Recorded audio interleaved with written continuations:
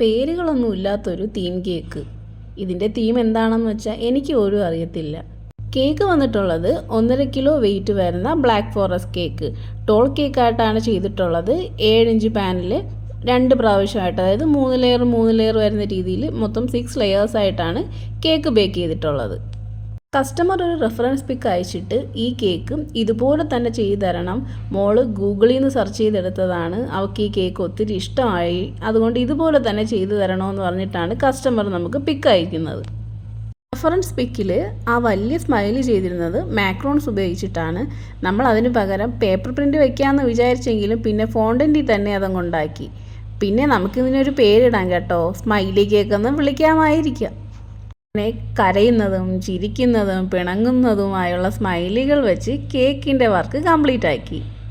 കേക്കിൻ്റെ ലുക്ക് എങ്ങനെയുണ്ട്? ഇഷ്ടപ്പെട്ടിട്ടുണ്ടെങ്കിൽ ഒരു കുഞ്ഞു ലൈക്ക് തന്ന് നമുക്ക് സപ്പോർട്ട് ചെയ്യണം. ചാനൽ സബ്സ്ക്രൈബ് ചെയ്യണം. Thanks for watching.